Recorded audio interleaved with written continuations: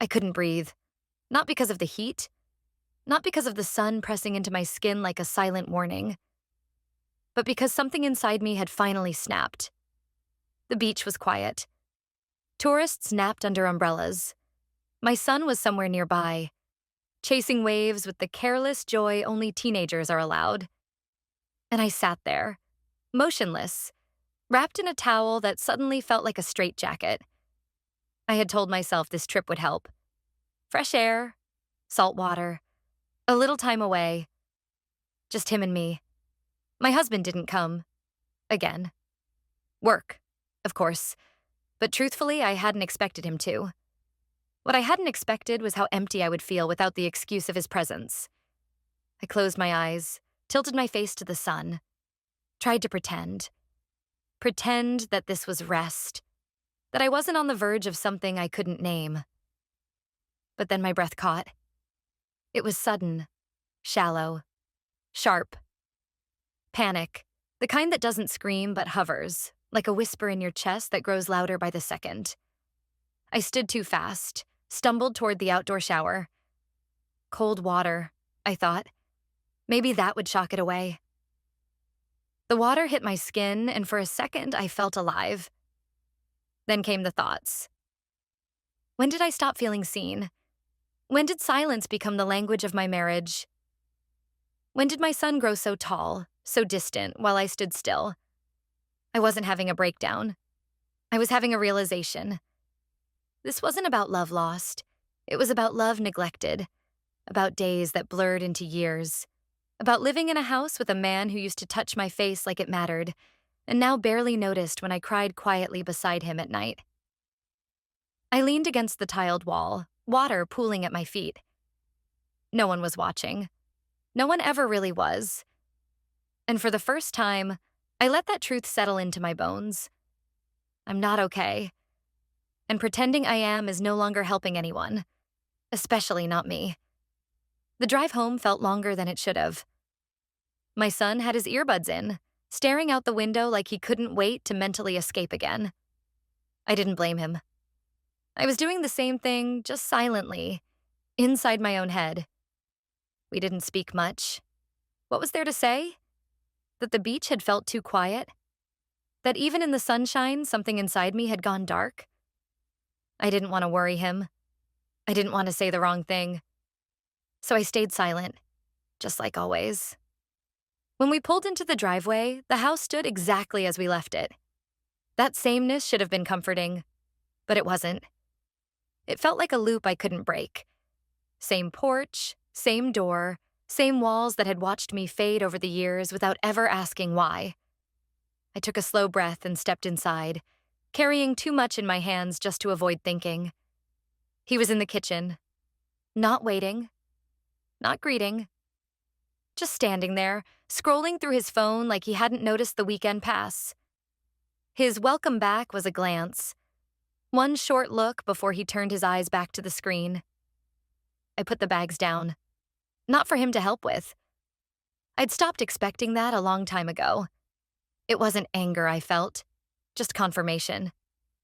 Later, as I folded laundry and he typed away on his laptop, the air between us was thick with everything unsaid. We didn't fight. We never really did. There was nothing left to argue about. Just the quiet thud of socks landing in drawers and the clack of keys in another room. That night, lying beside him in bed, I couldn't tell if he was asleep or just pretending. We were back to back, inches apart, but living on different planets. I watched the ceiling and wondered, if I vanished, would he even notice? The next morning, I left early. I didn't say goodbye, not to make a statement, just because I didn't feel like being invisible in my own kitchen again. At the office, I moved through emails and tasks like always, but something shifted. A quiet change, a new presence. He was just a new hire, someone from another department I hadn't really noticed before. A little younger, calm voice, easy movements. He said hello in the break room, not in a way that meant anything, just normal, but it felt seen. Then it happened again, and again. Eye contact that lingered half a second too long. A coffee cup placed beside mine without asking, but exactly how I take it. No sugar, just a splash of oat milk. I remember wondering if it was coincidence or if he had actually noticed. That question stayed with me. In meetings, I found myself sitting straighter, fixing my blouse before I walked in, applying lip balm without realizing why. It wasn't attraction. Not yet. It was awareness. After so long of feeling invisible, someone had drawn a thin, quiet outline around me again, and I could feel myself returning to shape. I didn't tell anyone. Not my friends, not even myself, not out loud. I just kept moving, kept doing what was expected, but a small current had started beneath the surface. At home, nothing changed. He, my husband, was always tired, always distracted. Work, bills, fatigue. He asked how the trip went. I told him it was fine. He nodded, looked at his phone, asked what was for dinner. That night, sitting across from him at the table, I realized something that made my heart ache. He didn't even know I'd changed my hair last month. He hadn't noticed that I'd started reading again, that I had stopped watching our favorite show, or that I now slept with a pillow between us, as if trying to build a wall I couldn't admit I wanted. And what hurt more? He didn't ask. I cleared the table in silence, my hands moving on autopilot. My mind drifted back to the office, to the casual tone in someone else's voice when they said, "You looked tired yesterday. Everything okay?" It had startled me. That someone cared enough to notice. It shouldn't have. But it did. And that was the beginning of a different kind of storm, one I hadn't seen coming. It happened on a Tuesday. The kind of day no one remembers. Gray sky, wet sidewalks, an office that smelled like damp paper and tired coffee. I stayed late, half on purpose. My desk light cast a soft circle around me, the rest of the office fading into shadows. Quiet felt safer than going home. I didn't see him right away. He was standing in the doorway, jacket over one shoulder, like he had nowhere better to be. That same calm stillness he always carried, not expecting anything. Just there. "You're still here?" he asked. I nodded. He stepped inside. No rush, no awkwardness. We talked a little. Weather, work, nothing memorable. But my voice came easier than usual. I even laughed. That caught me off guard. He leaned on the edge of my desk. I stood to stretch. No intention, just instinct. Then, as I reached for my bag, our arms brushed. A simple thing. But everything inside me paused. I didn't step back. He didn't either. I looked at him, not like a coworker, not like someone in passing, but like someone who had been waiting quietly at the edges of my awareness. There was no hunger in his face, just stillness, and something open. I moved closer, just a little. Close enough to say, "I see this. I feel this." He mirrored me. When our lips met, it was soft, hesitant, a question more than a statement. And I answered. I didn't stop it. Not because I wasn't afraid, but because in that moment, fear wasn't louder than the ache of being unseen for so long. We pulled apart. No words, just small, breathless awareness. I grabbed my coat. He watched me go. In the car, guilt hit like a wave. I told myself it meant nothing, that it wouldn't happen again, that I'd just made a mistake. But under the guilt, something else stirred. Something I hadn't felt in years. I came home to silence. He was asleep on the couch, TV buzzing in the dark. I stood in the doorway watching him, trying to remember when he last looked at me the way that stranger just had. I went to bed. And as I lay there, wide awake, the only thing I could think was, what have I done? And even worse, why didn't I regret it? The morning after, I didn't feel panic. No racing heart. No urge to run. Just a strange quiet inside me, like something heavy had settled and wasn't planning to move. He was in the kitchen pouring cereal, scrolling his phone. Same sweatshirt, same rhythm. He looked up briefly when I walked in, then looked away. No questions, No signs that he sensed anything had shifted. If I had said, "I kissed someone else yesterday," I think he would have blinked once and asked if we were out of milk. And somehow, that hurt more than if he'd screamed. I made coffee, sat across from him in silence. The way we always did. It had become a performance, two actors in a scene that no longer made sense. I wanted to ask, when did we stop being real? But the moment passed like all the others. At work, I avoided his floor, the man I kissed. I didn't walk past his desk, didn't look toward the hallway where we'd once brushed arms. I thought maybe I'd imagine it all or rewrite it into something less dangerous. But nothing in me felt imaginary. If anything, I felt more awake than I had in years. Still, I didn't go to him. I didn't want to feed the part of me that had already stepped too far. I wanted to fix things, or at least pretend to try. That night, I cooked his favorite meal, my husband's, chicken with lemon and garlic. He thanked me with a mouthful and barely looked up from his phone. After dinner, he left his plate on the table and disappeared into his office. I stood at the sink, washing dishes with shaking hands, wondering what effort even meant if no one noticed. Later in bed, I turned toward him. I rested my hand on his arm. He didn't pull away. He didn't move at all. Just lay there scrolling, then eventually turned the screen off and rolled the other way. The message was louder than any argument. There comes a point when silence isn't absence. It's dismissal. And I felt dismissed from my own life. The next day at work, I stared at my reflection in the restroom mirror. Hair tied back. Tired eyes. I didn't look like someone caught in an affair. I looked like someone fading quietly. Someone who hadn't felt chosen in a long time. I whispered to myself, "I'm still here." Just to hear it out loud. But even that felt like a lie. That afternoon, I passed him in the hallway. The man I shouldn't have kissed. We didn't speak, just a flicker of eye contact. No heat, no expectation, just recognition. I don't know if he felt guilty, but I could tell he understood. He wasn't trying to ruin anything. He had simply seen me, and I'd let myself be seen. At home that evening, I sat across from my husband again, 2 feet between us and a lifetime of silence. He asked if I'd seen his charger. I nodded, handed it to him. That was the extent of our intimacy. And I realized, painfully, that it had been like this for years. Not all at once, but little by little. A slow erosion of eye contact, curiosity, touch. Until now, when a forgotten charger was the most meaningful thing we shared. I didn't cry that night. I just lay awake staring at the ceiling, thinking, maybe the kiss wasn't the beginning of the end. Maybe the silence was.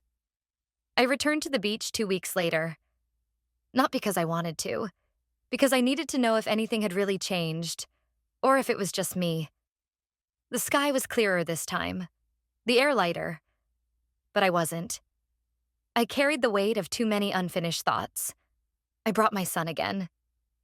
He needed a break, or at least that's what I told myself. The truth was, I needed the distance. From my house. From my husband. From the version of myself that still lived in that house pretending to be okay. We chose the same spot. Same view. Same towels. He ran off toward the waves, laughing like only teenagers can. I watched him go and lowered myself onto the sand. Same place. Same sun. But the woman sitting there wasn't the same. Last time I'd been numb, hollowed out, desperate to feel anything. Now, I felt too much. Guilt, doubt, anger, clarity. They all fought for space inside me. The silence that used to comfort me now roared. And every time a wave crashed, I heard the echo of a truth I wasn't ready to speak. I didn't want to go back. I picked up a book, tried to read. Couldn't. My eyes kept drifting toward the horizon.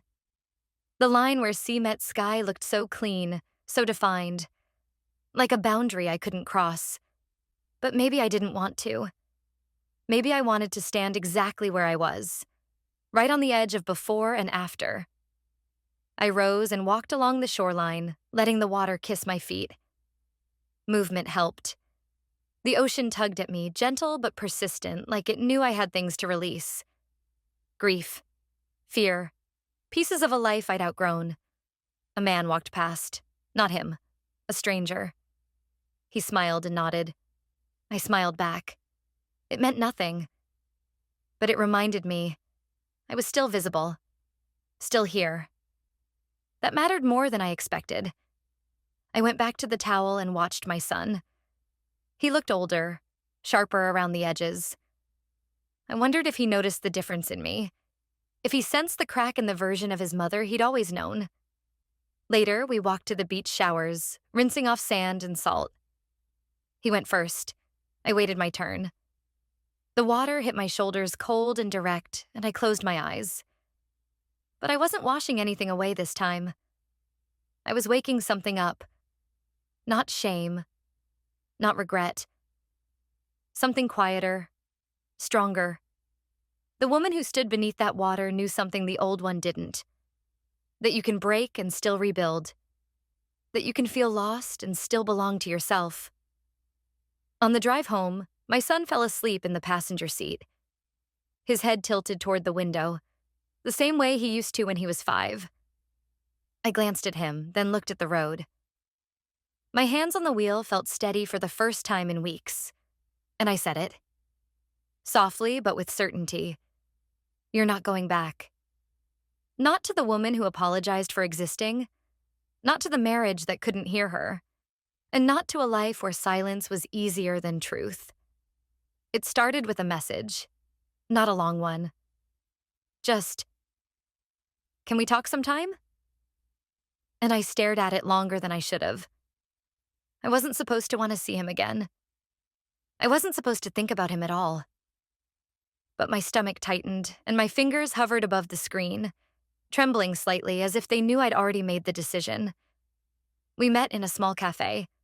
Public, safe. Bright enough that nothing could be mistaken for more than it was.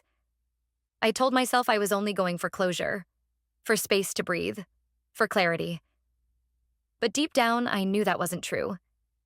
When I walked in, he was already there, sitting quietly, no expectation on his face. Just that calm, open presence I remembered. He stood when he saw me, nodded gently, and we both sat. There wasn't much small talk. Neither of us tried to pretend we were there for coffee. He didn't ask about my marriage. He didn't ask what the kiss meant. He didn't ask anything at all. He just listened. And that made it worse. Or maybe better. I couldn't decide. I told him I didn't know what I was doing, that I didn't understand myself lately, that sometimes I couldn't recognize the woman brushing her hair in the mirror. He just looked at me, truly looked, and said nothing. But that silence gave me more than any words ever could. The air between us was thin, dense, tense, not with romance, but with something far heavier, acknowledgement of what we felt, of what we weren't saying, of what we might be pretending not to want. When we left, we walked out into soft evening light. The sun had dipped, painting the sidewalk in gold and shadow. For a moment, I thought I could leave. Thought I could go back to my car, back to my house, back to the life that waited with its quiet, aching numbness. But he reached for my hand, not grasping, just brushing his fingers against mine. And that was all it took. I turned toward him, looked up, our eyes locked, and I kissed him. Not impulsively, not nervously. This time it wasn't an accident. It was a choice. A calm, present, real choice. I don't know how long it lasted. There were no fireworks, no music swelling in the background. Just warmth, steadiness, a kind of soft collapse into something we'd both been denying. When we pulled apart, I saw it in his eyes. He wasn't asking for anything, but I knew something had already been given. I said goodbye. Walked to my car. My heart wasn't racing. It was steady. My hands weren't shaking. They were sure. I didn't feel guilty. I felt finished. Not with him. With the pretending. with the empty rituals, the polite exchanges, the endless emotional hunger. When I walked into the house, everything looked the same. He was on the couch again, staring at the television like it had answers. He looked at me, then looked away. And I knew. I had finally crossed a line I couldn't uncross. But what terrified me most? I didn't want to go back. I didn't leave that night. Not physically. I came home, took off my shoes, placed my bag where I always do. The television buzzed in the background. He was there, on the couch, half asleep. I moved past him like a shadow. No questions, no words. And still, it felt louder than any fight we'd ever had. In bed, I lay still, fully clothed, eyes open in the dark, listening to his breath, counting it, letting the rhythm remind me how far we'd drifted. There's a kind of grief that arrives not when someone leaves, but when you realize they stopped showing up a long time ago. That night, I didn't cry. I imagined packing, not out of anger, not for drama, just to feel what it would be like to choose myself without needing permission. In my mind, I folded only what mattered. A few shirts, comfortable shoes, the book I never finished, a sweater that always made me feel like myself. I zipped the bag slowly, as if gentleness could make it hurt less. I saw the front door closing behind me. Not slammed, just closed. It didn't feel like escape. It felt like truth. I fell asleep with that image in my mind. The next morning, everything looked the same, but nothing inside me was. He asked if I could grab milk. I said yes. Not because I wanted to, because saying no felt like lighting a match, and I wasn't ready for flames. I walked instead of driving. Let the cold morning air press against my face. I passed strangers and noticed how alive they looked. People talking, laughing, choosing their oranges carefully in the market. I walked slower than usual, like my feet didn't want to go home. That afternoon, I stood in front of the mirror and saw a woman I hadn't looked at in a long time. I didn't search for wrinkles or flaws. I just asked one silent question. Are you still in there? And for the first time, she blinked back. That evening, we ate dinner in silence. The kind of silence that doesn't argue or explain. It just exists. A quiet agreement that what we had was no longer being fed. After dishes, he retreated to his screen. I stayed outside on the porch, my breath visible in the chill, my thoughts louder than usual. I thought about him, the man I kissed, the one who hadn't asked me for anything, who hadn't promised anything, but who gave me something my husband hadn't in years. He saw me, fully, without fixing, judging, or controlling. He simply acknowledged that I was there. And once you've been seen like that, you can't unsee what was missing before. It wasn't about choosing between two men. It never was. It was about remembering that I still had a choice at all. A choice to stop shrinking. A choice to stop surviving on crumbs.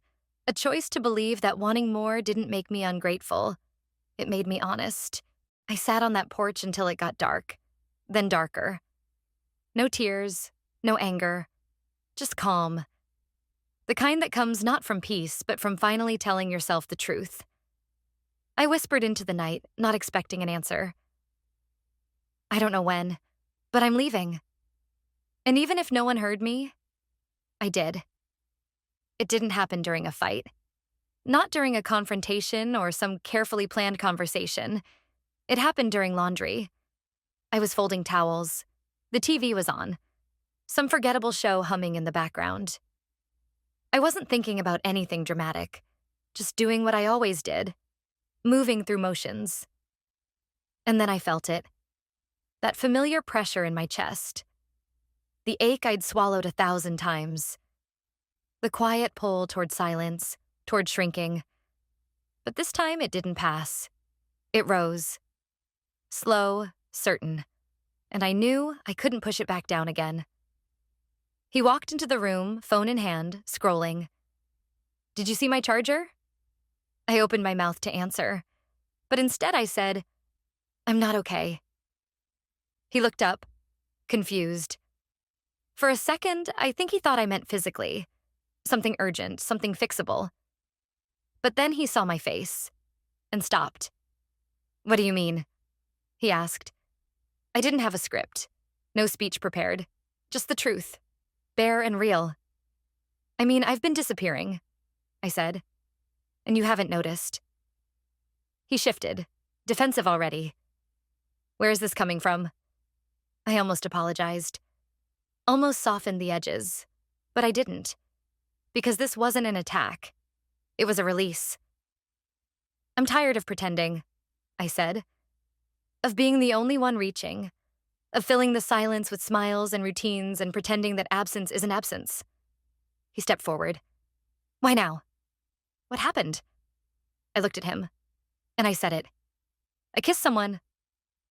Silence. It didn't explode. It collapsed. He blinked. Once, twice. Then sat down, slowly. You what? I didn't plan it, I said. I didn't go looking for it. But I didn't stop it either. The words felt like glass on my tongue. But they were clean, clear, true. He looked at the floor, said nothing. I'm not telling you this to punish you, I continued. I'm telling you because I can't keep holding it all in. Because I've been lonely for too long. And I don't want to live in a house where we pass each other like ghosts. His jaw clenched. I could see the wave hit him. Not just the betrayal, but the truth inside it. The truth he'd refused to look at for years. I don't hate you, I said. But I don't feel like myself when I'm with you anymore. And that scares me more than anything. Still, he stayed quiet. I didn't fall in love with someone else, I added. But I remembered what it feels like to be seen. And once you remember that, it's hard to go back. He finally spoke. So, what now? And I said what I hadn't dared say aloud until that moment. I don't know, but I can't go back to pretending this marriage is alive when I feel so far from it. I expected yelling, accusations, but all that came was stillness, a deep, quiet stillness that had nothing left to say. He stood up and left the room. I stayed there, surrounded by folded towels, by the ordinary, by the aftermath. I didn't chase him. Because this time, I hadn't said those things to fix something. I'd said them to finally set myself free. And even though the walls didn't come crashing down, I knew everything had changed. The morning after I spoke the truth, the silence was different. Not cold, not tense. Just honest. He hadn't slept beside me. I'd heard him moving around in the other room. Slow steps, drawers opening and closing. It wasn't rage, it was reckoning. His and mine. I got up, made coffee. Same way I had every morning for years. But my hands didn't shake this time. My chest didn't tighten. He came into the kitchen, looked at me, didn't say anything. His eyes were red. Mine were dry. And in that moment, I knew the waiting was over. I wasn't waiting for him to fight for me, or forgive me, or become someone I'd once imagined. I had spent so long holding the door open, hoping he'd step through and meet me where I was. But the truth was, he'd been standing still, and I was the one who had already walked too far to turn around. That afternoon, I packed. Not everything, just enough. 2 bags, comfortable clothes, the book I never finished, the coffee mug that felt like mine, my journal, one framed photo, our son smiling. I didn't cry. I didn't leave in anger. There were no slammed doors, no whispered goodbyes. Just a note. Not to explain, just to say thank you. For what was, for what couldn't be, and for finally making it clear that I couldn't stay. I left the key on the counter, and I stepped outside. The air felt sharper, real. The kind that stings just enough to remind you you're alive. I drove for 2 hours, no music, just the sound of tires and thoughts. I arrived at a small rental near the coast. Simple, quiet. just enough space for me to be without anyone else's story wrapped around me. That first evening, I stood on the porch and watched the sky fall into the ocean. And I didn't feel alone, because this solitude, was mine. Solitude is not loneliness. Loneliness is being unseen. Solitude is finally seeing yourself. I wrote for hours that night, poured every word out onto the page, not for clarity, not even for healing, just because I could. I wrote about guilt, about grief, about the ache of breaking something you once begged to save. And then I wrote about freedom. Because in that empty space, something new began to breathe. I didn't know what it was yet, but it felt like the beginning. In the morning, I walked barefoot to the water. Let the cold sand ground me. Let the sky open above me like a page still unwritten. No messages, no calls, no one asking where I was. And that silence? It didn't hurt. It felt like permission. I made coffee and drank it slowly, sat in a chair by the window and watched the tide roll in. I still didn't know where life was going, but for the first time, it felt like it belonged to me. And that was enough.